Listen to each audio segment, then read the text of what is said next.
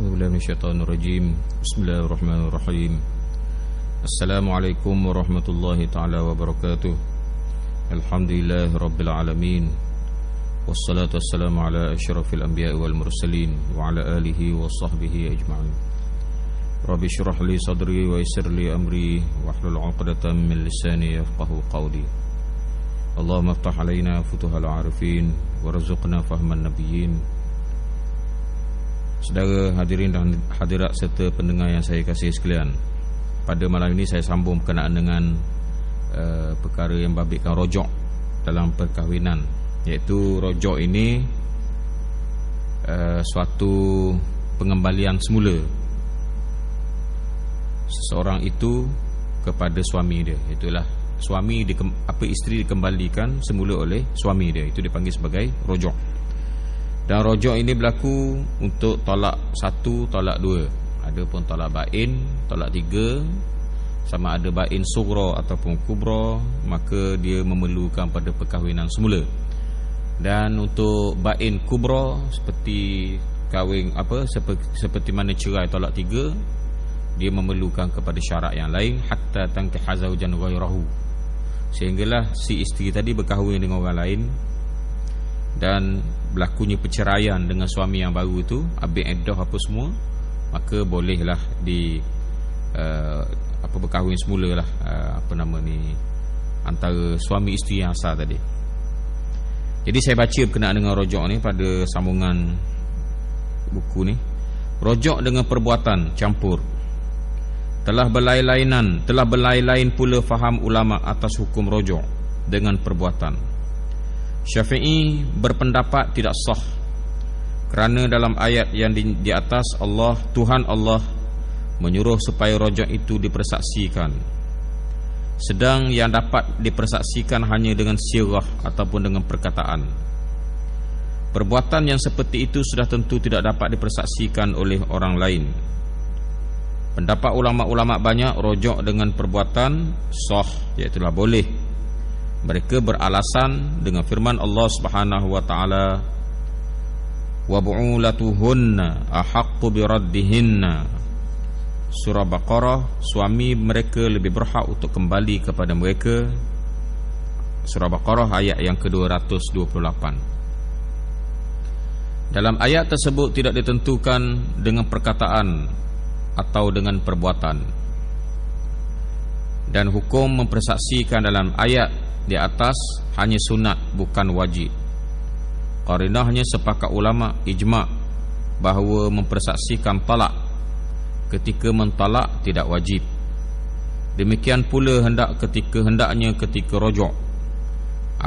Apalagi rojok itu bererti meneruskan perkahwinan yang lama, sehingga tidak perlu wali dan tidak perlu redanya yang dirojoki. Mencampuri isteri yang sedang dalam iddah raj'iyah itu halal bagi suami yang memperceraikannya. Menurut pendapat Abu Hanifah, dasarnya kerana dalam ayat ini masih disebutkan suami. Jadi ulama-ulama bincang berkenaan dengan rojok itu. Sebut dah minggu lepas, bukan rojok jual kedai tu. Waktu rojok mi, rojok ayam tu. Ini rojok tu ni, rojok suami nak mengembalikan semula isterinya ke pangkuannya. Makna dia setelah talak raj'i, sama ada talak 1 ataupun talak 2. Persoalannya disebutkan di sini, boleh ke dirojok itu, proses rojok itu dengan perbuatan? Boleh ke tidak dari segi hukumnya? Perbuatan tu maksudnya macam mana? Si suami tadi dia tak kata dia rojok pada suami isteri dia, tetapi dia mengadakan hubungan kelamin dengan isteri dia dalam masa iddah tadi. Kan iddah kan duduk serumah lagi.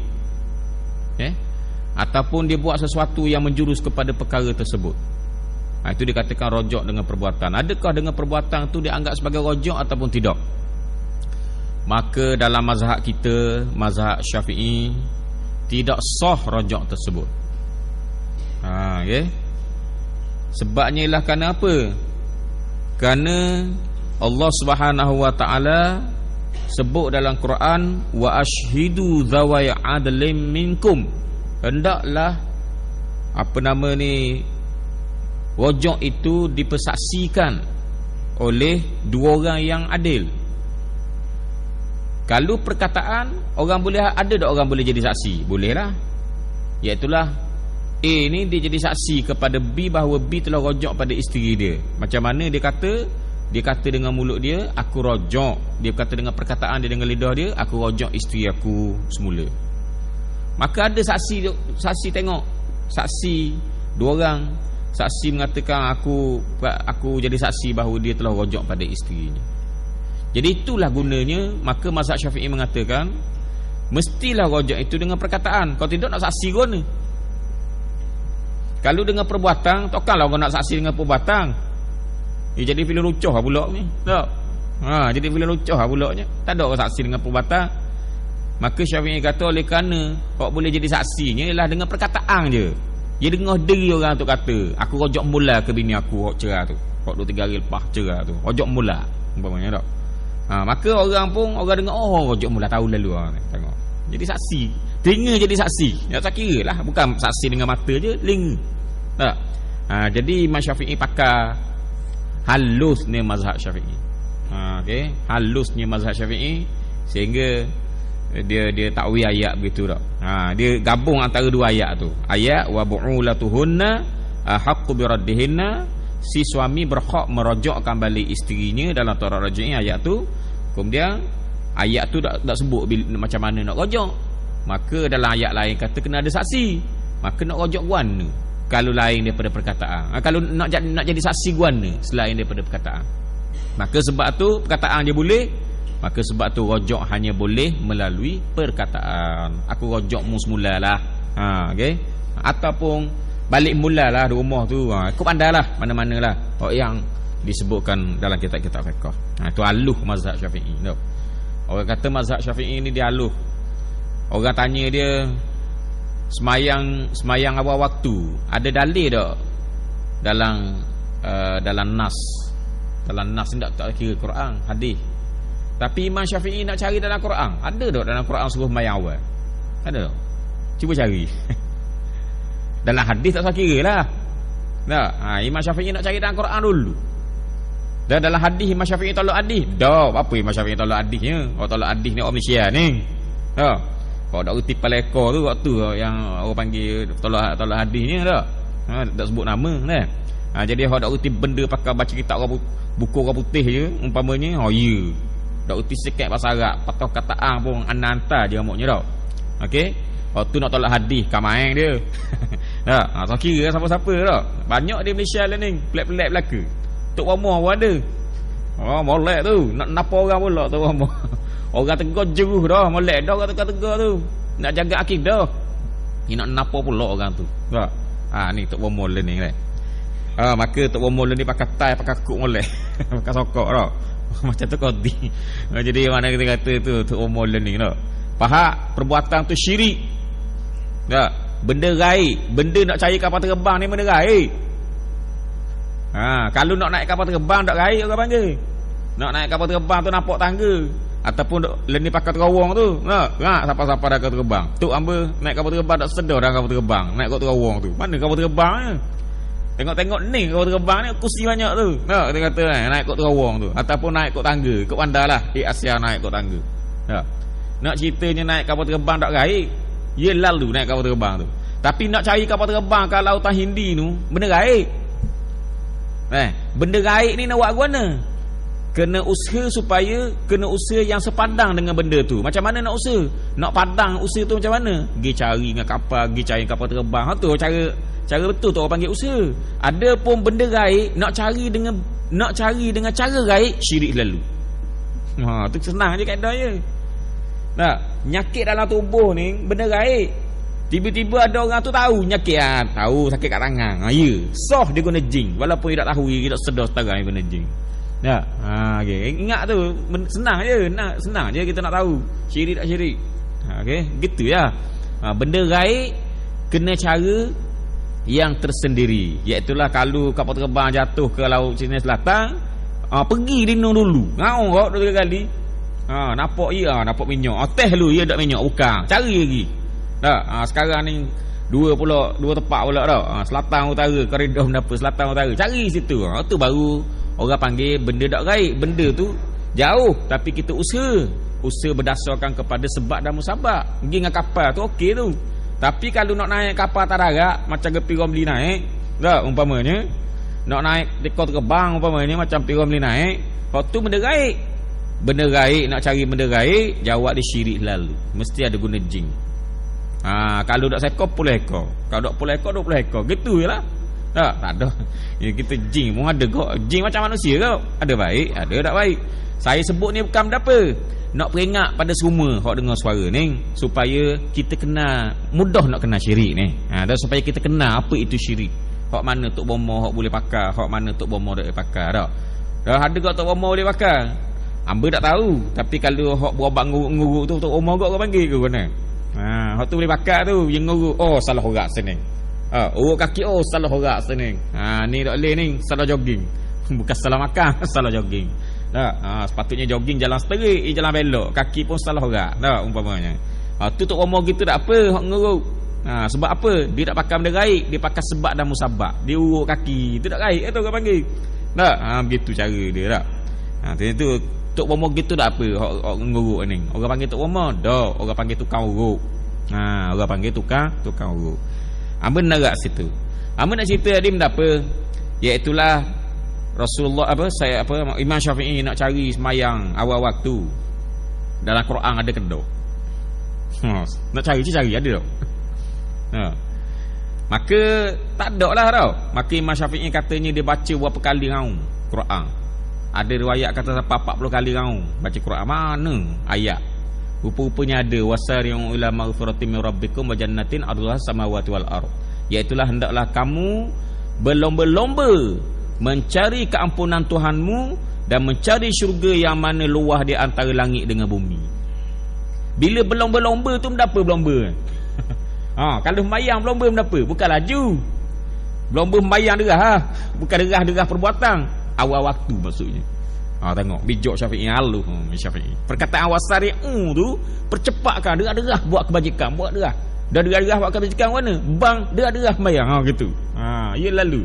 Maka istinbat situlah Imam Syafi'i kata dalam Quran ada apa nama ni orang panggil apa ni semayang awal waktu nas dia ada dalam Quran. Ayat tadi lah.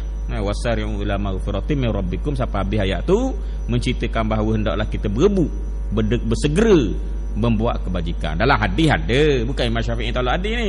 Imam Syafi'i nak cari dalam Quran. Imam Syafi'i ni dia cerdik. Dia cerdik.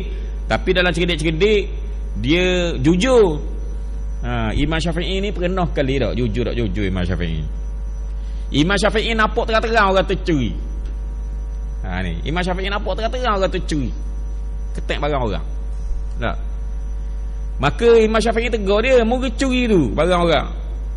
Maka orang tu kata, "Aku tak curi. Aku tak curi." Dia kata. Tak. "Aku nampak mu curi tadi." Dia kata, "Aku tak curi." Jujurnya Imam Syafi'i. Tak. Sebab apa seorang saksi tak boleh pakai untuk mensabitkan kecurian. Maka dia kata apa? Dia kata sadaqta wa karibat aini. Mu betul, mata aku salah. Mu betul, mata aku yang pembohong. Tengok. Dia kata mata dia salah, mata dia pembohong. Tengok, jujur Imam Syafi'i. Okey. Itu kita kena ambil pengajaran lah. Cerdik-cerdik kena jujur. Cerdik dan jujur. Jangan cerdik dan jahat macam Yahudi. Cerdik tapi jahat. Orang Yahudi sampai learning jaga kecerdikan dia. Dia makan buah dulu. Kalau dia nak makan benda berat, dia makan buah-buahan dulu. Makan buah-buahan ni sebab apa? Dia katanya lah fadilat dia boleh menyebabkan otak jadi cerdik.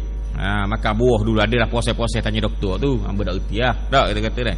Maka kalau kita tengok dalam kitab Mau'izatul Mu'minin, rupanya dalam ulama-ulama Syafi'i pula, ulama-ulama Islam dalam kitab Mau'izatul Mu'minin kata, Jamaluddin Al-Qasimi kata bahawa sunat kita makan buah-buahan dulu, belum makan benda lain. Hari ni kita makan dia kali benda bagi cuci mulut pun apa. Cuci mulut. Tambah segi pula learning benda apa. Tak ada buah-buahan learning. Kalau kat jamu-jamu tu bubur kacang. Bubur kacang pula. Kau mandi kau nyakit dah kita kata dah. Tak ada apa-apa kita dengar ni tuan rumah makan ada sudu. Tak kita kata dah. Begitu. Jangan makan banyak ngak, kecemasan ni. Kecemasan ni kalau parut ngak jadi kecemasan. Masuk kecemasan lalu lah. Tak. Daripada kecemasan ni jadi kecemasan. Maksudnya masuk kecemasan tak. Tu jadi payah tu, susah. Jadi saya nak katakan sini Imam Syafi'i tengok bahawa kalau orang tu nak rojak, mesti nak rojak pada isteri dia ceraikan, mestilah melalui perkataan. Okey habis. Adapun kebanyakan ulama, jumhur ulama hak kita baca dia, hangpa baca di semua bira, dua perenggang tu. Dia kata bahawa dengan perbuatan pun boleh rojak. Dengan perbuatan. Dan macam mana perbuatan? Perbuatan yang menunjukkan bahawa dia nak balik mula ke bini dia. Contohnya persetubuhan. Contohnya lagi benda-benda yang berkait dengan perkara tersebut. Okey. Jadi perbuatan dia tak kata dengan mulut dia aku rojak isteri dah, dia tak kata gitu. Tak. Tapi dia melakukan persetubuhan dengan bekas isteri tadi dalam iddah lagi. Maka jumhur ulama kata bahawa sah rojak tu. Syafi'i kata tak sah. Sebab apa? Nak saksi kan. Nak saksi kan ni benda kata tu. Berkata ni nak saksi kan. Itu jadi bila lucah je ni. Tak apa-apa tak. Tak boleh. Jadi sebab tu maka jumhur jawab mana? Jumhur jawab bahawa ayat ni umum. Maka jangan kita duk main saksi-saksi gitu. Saksi tu sunat je. Sunat je. Kalau wajib barulah nak kata dengan perkataan. Tapi kalau benda tu sunat, maka tak payahlah dengan kita nak hakkan dengan perkataan saja. Ini hujah. Jadi oleh kerana kita di Malaysia pakai mazhab Syafi'i lah. Jangan buat pandai-pandai pula. Okey. Maka mazhab Syafi'i ni beraloh. Tengok dengan perkataan. Biarlah jujur tu ada, biarlah ada saksi. Jadi senang. Habis cerita sekarang sebab habis cerita. Dah. Jadi kalau saksi tak ada apa semua, dak umpamanya aku rojak dah malam sebab apa? Aku tidur dengan dia dan sebagainya dak. Jadi susah begitu. Bolok kali dak. Hak ni nafi pula. Susah jadi. Hak ni nafi, hak ni kata iya, hak ni kata nafi. Susah. Tapi kalau pakai ada saksi jadi, rojak pada saksi. Saksi kata mana? Rojak dom barang. Ya lalu. Tak ada dah. Mahkamah putuskan dengan apa yang diputuskan oleh saksi tadi dak. Itu sebenarnya. Dan inilah juga pandangan Abu Hanifah. Pandangan Abu Hanifah ni adalah pengasah kepada mazhab Hanafi. Peringatan. Rojak itu sah juga meskipun tidak dengan redanya si perempuan dan tidak setahunya. Kerana rojak itu bererti mengekalkan perkahwinan yang telah lalu, buah dari itu. Kalau seorang perempuan dirojak oleh suaminya sedang dia tidak tahu, kemudian sesudah lepas iddahnya perempuan itu nikah dengan laki-laki lain, kerana dia tidak mengetahui bahawa suaminya rojak kepadanya, nikah yang kedua itu tidak sah dan batal sendirinya. Perempuan tersebut harus dikembalikan kepada suaminya yang pertama. Sabda Rasulullah sallallahu alaihi wasallam, ayyuma imra'atin tazawwajaha ithnan fahiya lil awwali minhuma, rawahu Ahmad. Barang siapa di antara perempuan yang bersuami dua, maka dia adalah untuk suaminya yang mula-mula di antara keduanya. Riwayat Imam Ahmad. Sungguh sah rojak menurut pendapat yang tersebut di atas. Tetapi kalau hal itu akan menimbulkan kesulitan atau menyakiti kepada perempuan, sudah tentu si suami akan mendapat hukuman yang setimpal dengan niat dan perbuatannya. Dalam ayat-ayat dan hadis-hadis yang di atas amat banyak menerangkan bahawa suami wajib melakukan keadilan seadil-adilnya. Terlarang sangat melakukan sesuatu yang menyakiti si isteri. Jadi ni apa pula ni? Nak ceritanya gini. Dah kata tadi rojak tu sah oleh pihak suami. Dah kalau bekas isteri tak tahu kan? Tak tahu. Dah. Laki dia ataupun bekas tok laki dia rojak tu dekat mana? Masa minum air Kedah Malang, pukul 10 malam. Okey, kacau sangat duk cerita bak kapal terbang. Habis lah ni orang cakap bakal terbang Melaka ni. Tak, pandai dah lah ni bakal terbang. Tak, nak masuk kau ni muat orang je macam-macam lah ni. Tak, kita nak sebut dah erti. Tak, tempat-tempat kadang kapal terbang ni. Jadi maka masa dia cakap dengan kawan dia minum air Malang, sambil makan laksang umpamanya, contohnya dekat jalan ada laksang tak. ingat ke lasang. Tak. Maka dia pun kata, aku rojak dah ke bini aku tu. Bini dia tak tahu. Sah tak rojak tu? Sah. Sah rojak itu. Tak ada pun kita kata mesti syarat dia kena puang tu kena tahu. Dah ada juga peruntukan setengah-setengah negeri yang mengatakan bahawa di Malaysia ni lah mesti minta izin daripada isteri, daripada isteri sebelum rojak. Itu hanyalah dari segi sudut nak jaga keharmonian. Pihak pemerintah dia ada hak nak buat undang-undang nak jaga keharmonian. Bukan dia kata tak sah, tetapi nak jaga keharmonian, royak lu sepatah. Kalau tidak jadi guna, jadi gini macam cerita ni. Ceritanya guna. Hak puan tak sedar yang dia telah dirojak. Hak lelaki rojak dah. Dah minggu lepas umpamanya masa minum air tu. Dah, masa minum air tu. Tapi isteri tak tahu. Ni bahaya ni. Tu yang kita kata jangan kita hina undang-undang tak. Kadang-kadang undang-undang dia buat dia fikir belaka. Jadi rupa-rupanya bila isteri tak tahu, maka habis dah hari ni. Dia pun nikah di siang tadi. Ya habis dia kita kata habis marang tak contohnya. Siang dia nikah. Nikah. Dah nikah warna derah hangat tak apa hak dia. Habis dah. Tak. Dah tak tunang tu hak dia. Jangan cakap kita contoh hamba contoh berlaku tak tahu hak dia tak. Maka dia pun nikah. Bila nikah, maka tok lelaki hak pertama kata aku rojak dah mu mu tak tahu. Bila minggu lepas belum kih kapal terbang dia tu. Belum kapal terbang hilang ke rojak dah. Jadi nikah dah dengan kawan ni, apa ni bini dia nak orang dia cerita. Tengok. Sebab tu ada undang-undang sebut bahawa perlu ada keizinan daripada isteri. Takut jadi gini bolok dah. Bolok agak kalian ni. Jawab dia masing-masing waktu berhero belaka dah. Waktu samsing dia lah. Maknanya dia nak berlawak lah. Duk berebut orang puan dia seorang tak. Tok lelaki dah 2 orang jadi. Tak. Jadi orang puan ni jadi berapa suami dia ada 2 suami. Dah macam mana nak buat?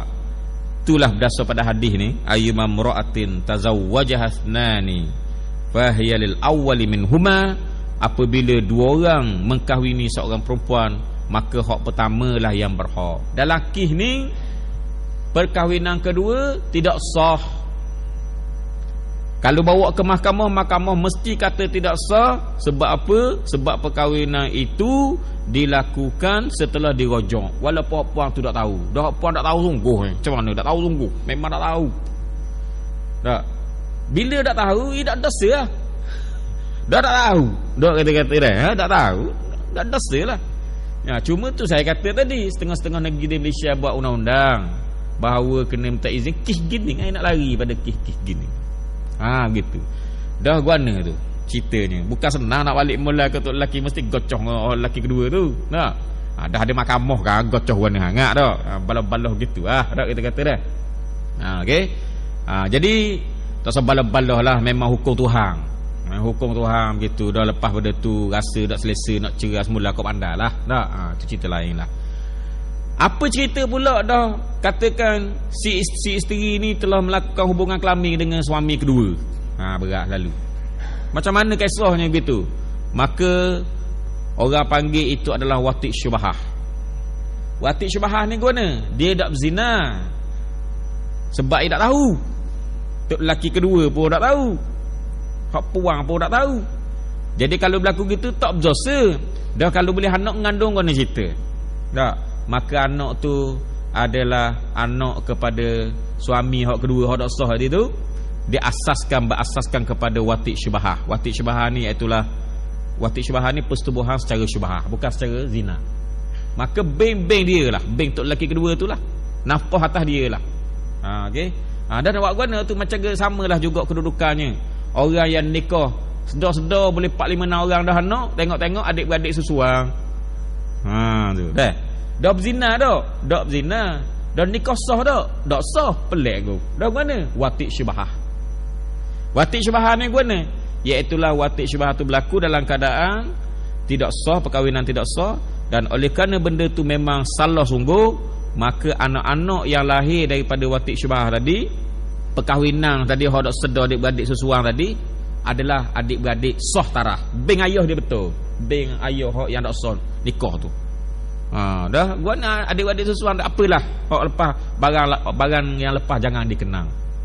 Tu kaedah je gitu, senang je. Yang barang lepas kena kenang dah apa? Hok dosa. Hok dosa kena kenang.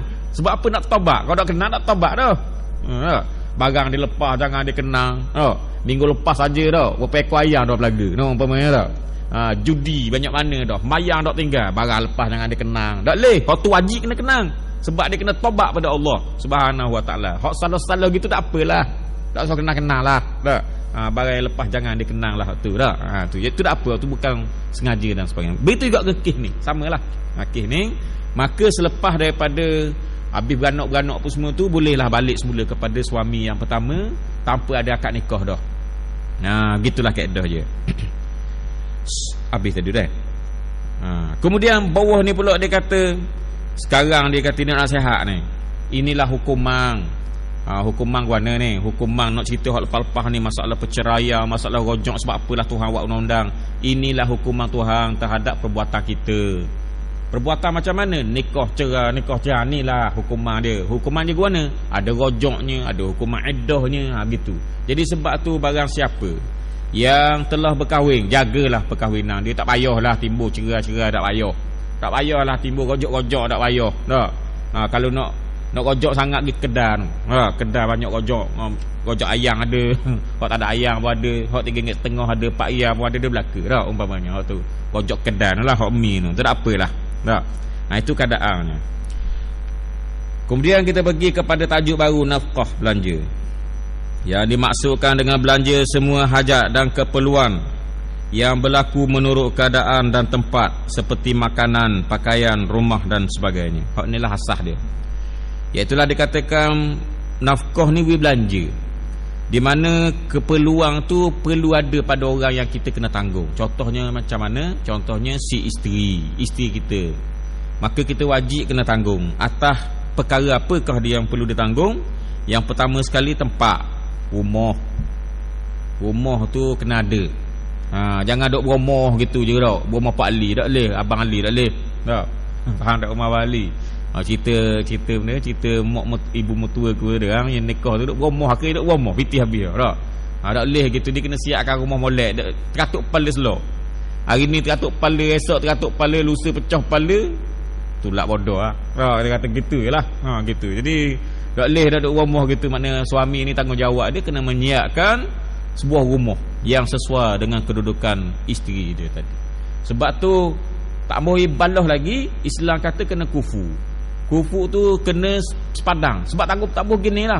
Dulu aku dah belum nikah, duduk rumah besar, ada orang gaji gini. Tak. Nak mi, mari mi. Nak nasi lemak, mari nasi lemak. Tak payah gedap tu. Tak. Rasa nak minum air orange fresh, mari lalu dah umpamanya. Gini. Learning duk rumah je tengok. Balah dak tarang kalau dak kufu. Jadi sebab tu Islam ni tak buyang balah-balah tu. Sebab tu dia ada sistem, satu sistem dia panggil sebagai hendaklah perkahwinan tu sekufu. Sekufu tu maknanya dia sepadang. Tak boleh balah tadilah. Dah. Masa dak nikah lagi tu, masa dak baik hangat, dak pergi patah batu buruk tu baik hangat. Dah. Tu memang sehidup sematilah. Sehidup semati. Tai dapat je nikah je dak berumur, habis dah sehidup semati dah. Bicuk kepala lah jadi tak. Jadi gitu. Jadi saya nak katakan bahawa perlunya kufukih itulah supaya tidak balah. Jadi saya nak kebut sini bahawa nafkah yang pertamanya kena siapkan oleh suami lah tempat kediaman. Kalau perlu sewa-sewalah. Itu dah. Yang keduanya ialah makanan. Makanan kena cukup. Jangan beras tak ada semua. Tok lelaki ni ada masalah dia makan kedai. Dah umpamanya. Makan kedai mau tak malam. Hak puan rumah ni tak ada beras, pitih tak tinggal umpamanya tak. Kadang-kadang nasi ada, lauk tak ada. Umpamanya jadi gitu. Maka berdosalah orang tu, suami tadi, sebab tidak menyiapkan makanan yang sepatutnya kepada si isterinya. Begitu juga dengan pakaian. Pakaian begitu juga.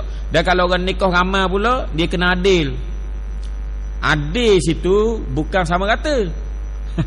Saya silap faham. Ingat ke sama rata? Kalau sama rata payah. Contohnya kalau pakaian. Pakaian isteri nombor 1 kuru, isteri nombor 2 gemuk sikit. Kalau nak adil, jawab dia saya belaka lah. Saya belaka. dak padang lah dengan isteri pertama, isteri kedua XXL lah. Ambil X. Kenapa bunyi tu? XXL, faham tak? Okey, double X lah. Begitulah dah. Jadi tak sabar keadilan macam mana? Padang hok nu XXL, hok ni L. Gitu. Tu baru adil. Bukan adil tu mesti sama rata dari segi sudut. Hok tadi tu fizikal baju tu kena sama, warna sama umpamanya tak? Sama belaka tak? Saiz sama. Berat tu tak? Jawab dia pakai baju kurung hok mok you dulu lah. Bini kedua ni tak? Sebab apa? Sebabnya ialah kerana dak padang. Dak padang sebab suami terlalu adil sangat. Dia bukan adil, dia adil. Adil salah faham tu. Dia kena adil bukan sama rata. Makanan gitu juga. Makanan. Janganlah kita kata dah yalah hok nombor 2 tu kurus sikit, hok nombor pertama tu gemuk sikit dah umpamanya dah. Mestilah makan hok sepinggang, hok 2 pinggang. Begitu dah. Jadi bukanlah maksudnya adil hok makan 2 pinggang makan sepinggang, dok meneleh hai mata petang, dok telefon gemuk ye. Tak, umpamanya tak. Duk WhatsApp gemuk ye.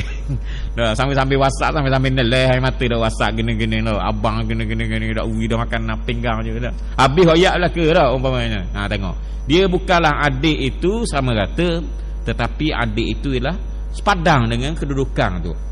Kedudukan apa nama ni orang yang menjadi isteri dia tadi. Banyak belanja yang diwajibkan sekadar keperluan dan kebutuhan. Kebutuhan ni bahasa Indonesia, bahasa Melayu kata keperluan. Sama tu. Sekadar keperluan dan kebutuhan, kehajatan, serta mengingat keadaan kekuatan yang berkewajipan menurut adat sesuatu tempat. Kadar tu ialah kadar hajat.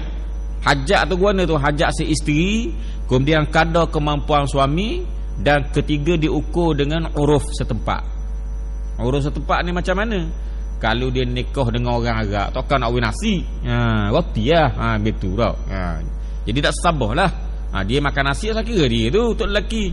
Tapi puang dia tu orang Arab dah umpamanya makan nasi, makan dia makan roti, kena beli roti. Begitu. Uruf tu kena jaga. Ataupun makanan dia kahwin tu dengan bangsa Cina umpamanya, makan mi umur. Tak tahulah apa nampak orang makan tu dah. Makan mi apa dah. Jadi gitulah hukum keadaan uruf setempat ataupun uruf bangsa yang dikahwini itu. Keadaan dan alasannya adalah sebuah hadis berhubung dengan keadaan isteri Abu Sufyan, seperti yang akan datang dengan mengingatkan firman Allah Subhanahu wa taala, liyunfiq dzu sa'atin min sa'atih. At-Talaq, ayat orang mempunyai kemampuan hendaklah memberi nafkah menurut kemampuannya, iaitulah si suami setakat mana dia mampu kok itulah. Okey. Jadi sebab tu saya kata awal-awal lagi, kalau isteri itu rasa tak makan cekok keadaan suami miskin, maka jangan nikah. Sebab apa? Sebab tak kufu. Maka sebut umum benda ni. Kufu ni penting sangat. Sebab takut berat. Takut dia jadi lepas nikah nyesal. Makan nasi semua kita nak makan kedai macam kedai tu mahal sikit lah. Kedai apa benda? KFC ke dan sebagainya tak? Okay? Nak makan juga McDonald dan sebagainya. Okay? Dah suami kata tak mampu lah pekat tu. Kita ayam cabar 3 tu je tak? Dia kata dah. Main KFC ni kau selok lah. Dogok lalu dogok cetong tak apa-apa tak? Maka tengok sebab tak kufu. Memang dah belum nikah memang segala-galanya sanggup berkorban dah. Tapi lepas nikah, jadi sebab tu kena ngaji sungguh kufu. Sebab apa? Sebab nafkah itu berasaskan kepada kemampuan suami. Jangan tak beri langsung. Pada masa itu lebih baik cerai. Sebab apa? Takut jadi huru-hara keluarga tersebut sebab tidak cukup makan dan sebagainya. Dia kata sini Abu Sufyan ni macam mana kisah Abu Sufyan ni, isteri Abu Sufyan ni disebut tadi. Ni nak baca ni. Sebab-sebab yang mewajibkan nafkah ada 3. Nombor 1 dengan sebab keturunan, wajib atas bapa atau ibu. Kalau bapa tidak ada, memberi belanja kepada anaknya. Begitu juga kepada cucu, kalau dia tidak mempunyai bapa. Sabda Rasulullah sallallahu alaihi wasallam, khudhi min malihi bil ma'ruf ma yakfiki wa yakfi baniki. Muttafaqun alaih. Isteri Abu Sufyan telah mengadu halnya kepada Rasulullah sallallahu alaihi wasallam. Dia berkata, Abu Sufyan seorang yang kikir.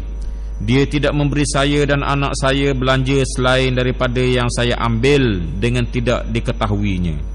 Adakah yang demikian itu memudaratkan saya? Dosa tak saya? Jawab beliau ni itulah Rasulullah SAW. Orang bahasa Indonesia dia kata beliau, dia tak kata baginda. Ambil olehmu dari hartanya dengan baik, sekadar yang mencukupi keperluanmu dan anakmu. Sepakat ahli hadis. Kisahnya macam mana? Kisahnya ialah isteri kepada Abu Sufyan. Abu Sufyan ni siapa? Abu Sufyan ni adalah musuh ketak Islam, tapi akhir masuk Islam. Pah pada Abu Jahal mati, pah pada Abu Lahab mati, dua Abu tu mati, naik Abu ketiga, Abu Sufyan. Hak ni panjang umur ni. Tetapi Abu Sufyan ni dia masuk Islam gak dia. Alhamdulillah. Bukan setakat masuk Islam, dia telah berjihad pada jalan Allah Subhanahu wa taala. Dia nak tebus balik dosa dia hak lepas-lepas. Inilah Abu Sufyan. Dia memusuhi Rasulullah sallallahu alaihi wasallam lebih kurang dalam 19 tahun. Dan dia masuk Islam dan dia berjihadlah lepas pada tu lebih kurang dalam 3 tahun setengah lebih kurang. Dia berjihad pada jalan Allah Subhanahu wa taala. Dia bantu Rasulullah dalam jihad. Pernah satu ketika dia masuk dalam peperangan Hunain. Dia masuk dalam peperangan Hunain, dia berjihad pada jalan Allah ni Abu Sufyan. Tua dah dia ni, bukan orang muda, orang tua. Anak dia ni salah seorang isteri Rasulullah. Anak kepada Abu Sufyan ni salah seorang daripada isteri Rasulullah, anak kepada Abu Sufyan ni. Jadi Abu Sufyan ni tok tua Rasulullah jugalah. Tok tua sebab salah seorang daripada isteri Rasulullah yang nama Ramlah tadi, yang nama Ummu Habibah itu adalah anak kepada Abu Sufyan. Jadi dalam perang Hunain, dalam dok perang tu, rak mari satu panah kena mata dia. Kena mata dia, buta mata dia sebelah. Cabut mata, bukan setakat buta kena gitu cedera gitu tak, tapi cabut mata. Lalu dia ambil mata dia tunjuk kepada Rasulullah SAW. Hadhihi aini usibat fi sabilillah. Ini mata aku yang kena pada jalan Allah. Lalu Rasulullah offer ke dia, nak semula mata ni celak mula aku boleh doa, ataupun nak mata syurga. Terus dia jawab, fal jannah, aku nak mata syurga. Tak payah tak apa atas dunia pun buta belah, tak apa lah. Tengok kuat iman dia. Kalau kita jawab mana? Nak dua-dua Rasulullah. Doa se atas dunia nak gak dah. Akhirat nak gak se lagi dah. Kita gitulah. Dok teringat makna kita ni hati kita tak bulat ke akhirat. Ada juga dunia, kat mana-mana ada gak ke dunia dah. Dia ni oleh kerana bulat hati dia kerana Allah, dah ingat ke dunia dah. Fal jannah Rasulullah, nak syurganya. Nak dah syurga, mata nak syurga, tak apa lah atas dunia guna-guna pun. Ini Abu Sufyan. Dan dia berjihad pada jalan Allah SWT. Panjang cerita dia. Dan isteri dia adalah Hindun. Hindun ni hok tukang kicang dada Hamzah. Hok makan hati Hamzah tu. Bekeng dengan bini dah tahu lah. Orang puan mana tak tahu kan. Tak pasal jenis dia belah dada Hamzah pak darah Rasulullah dalam perang Uhud. Lepas pada pak darah Rasulullah dah mati syahid dah, dia ambil, dia makan, dia kunyah. Tapi kalau ikut dalam kitab fiqh sunnah, dak kunyah, dak telang. Dia kunyah saja je. Tak ada telang. Maka bila dia kunyah tadi, dia menunjukkan kezaliman dia. Tapi akhirnya dia masuk Islam kok. Alhamdulillah. Ni Hindung ni dia berjihad pada jalan Allah lepas pada dia masuk Islam. Jadi dalam dah Islam apa semua dah, dua sekelamin ni Abu Sufyan dengan isteri dia, maka apa-apa hal pun mengadu pada Rasulullah lah. Antara yang diadukan kepada Rasulullah, Abu Sufyan ni, isteri ni Hindung ni, dia mengadu kepada Rasulullah ada seperangan tok lelaki dia. Ndak apa? Inna Abu Sufyan rajulun syahih. Sesungguhnya Abu Sufyan ni kedekuk sungguh. La yu'tini wa auladi. Apa nama? La yu'tini wa auladi ma yakfina. Dia tak beri kepada kami apa yang cukup kepada kami makan. Lalu saya pun ambil lah senyak-senyak. Orang panggil curi lah. Ambil senyak-senyak pitih ataupun harta tok lelaki tadi. Apa hukumnya wahai Rasulullah? Kita tanya dah. Sebelum ni duk bermusuh dengan Rasulullah, sekarang tanya fatwa dengan Rasulullah, dah rojok dah kepada Rasulullah SAW. Lalu Rasulullah pun kata, khudhi mimma lihi bil ma'ruf ma yakfiki wa yakfi baniki. Ambillah sekadar mana yang sesuai, yang cukup untuk kamu dan cukup untuk anak-anak kamu. Makna dia kalau tok lelaki kedeku, kita boleh ambil. Tok puang pula orang panggil dia, bini tu boleh ambil. Kalau tok lelaki tu kedekut doa, siapa Orang sekarang sekali makan tengah hari tu rasa-rasa nak kat 20 riyal paling murah dah. Ikan ni, nasi itu belacan sikit sebanyak, budu sikit sebanyak dan sebagainya dah. Capur-capur tu 20 riyal juga. Tok lelaki ni bila riyal je sehari untuk tengah hari. Anak apa orang? Anak 3 orang umpamanya dah. Maka kedeku. Maka hukum dia boleh ketek. Ketek cara Islam lah. Boleh ambil kadar mana Rasulullah kata boleh ambil bil ma'ruf, kadar mana cukup, jangan lebih sangat. Kalau perlu 20 riyal ambil 15 riyal lagi. Janganlah bahan-bahan 50 riyal lalu dah umpamanya 2 keping pula. Dah leh tu dah jadi kes lain dah. Kita sambung ke depan pula dah. Bismillahirrahmanirrahim. Alhamdulillahirabbil alamin. Wassalatu wassalamu ala alihi washabbihi ajmain. Allahumma ighfir lana warhamna wa tub alaina fiqna wahdina wa atina min ladunka rahmah wa hayyi lana min amrina rasyada. Walhamdulillahirabbil alamin. Taqabbalallahu minkum.